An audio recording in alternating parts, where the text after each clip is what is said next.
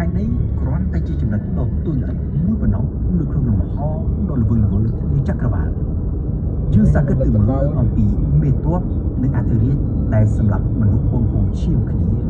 គឺដើម្បីអាចបានធ្វើជាអ្នកត្រួតត្រាត្រឹមមួយរយៈពេលខ្លី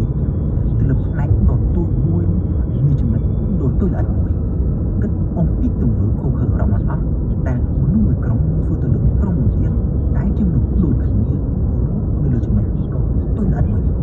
យើងឃើញថាមនុស្សយើងគឺពួកពេញខ្លាំងណាស់សម្រាប់ការមិនយល់គ្នា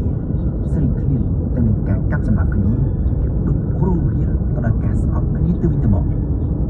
ភាពក្រអឺតក្រទុំរបស់យើងគិតស្មានថាយើងសំខាន់ជាងគេ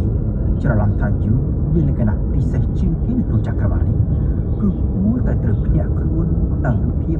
នៃចំណុច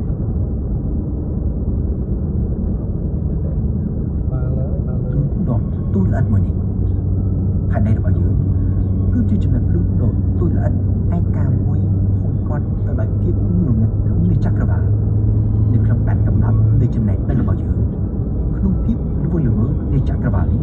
គ្មានតម្រុយណាមួយនោះទេដែលថានឹងអាចមានជំនួយពីខាងក្រៅណាមួយមកជួយសង្គ្រោះយើងពីទង្វើរបស់យើងខ្លួនឯងគិតមកទល់នៅពេលនេះផែនដីគឺជាកន្លែងតែមួយគត់ដែលអាចទ្រទ្រង់ជីវិតគ្មានកន្លែងផ្សេងណាទៀតនោះទេឬយ៉ាងហោចណាស់គ្មានទេក្នុងរយៈពេលខ្លីខាងមុខនេះកន្លែងដែលអាចឲ្យមនុស្សយើងទៅរស់នៅបានត្រឹមតែមើលអាចបានទៅរស់នៅជាអចិន្ត្រៃយ៍មិនតាន់បានទេដូច្នេះទោះចង់ឬមិនចង់នៅក្នុងពេលបច្ចុប្បន្ននេះផែនដីគឺជាជំរកតែមួយគត់ដែលយើងត្រូវការពារគេតែងតែនិយាយថាតារាសាស្ត្រគឺជាចំណេះដឹងមួយដែលជួយឲ្យមនុស្សយើងចេះស្គាល់ខ្លួនឯងនិងចេះបន្ទាបខ្លួន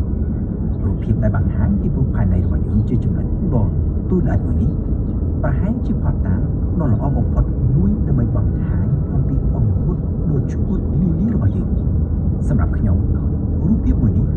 វាគូបញ្ជាក់យ៉ាងច្បាស់អំពីការទទួលខុសត្រូវរបស់យើងដែលត្រូវមានចិត្តសប្បុរសចំពោះគ្នាទៅវិញទៅមកហើយត្រូវចេះស្រឡាញ់និងថែរក្សាចំណុចភ្លឺខៀវព្រាលដ៏ទូលមួយនេះដែលជាជំរកតែមួយគត់របស់យើង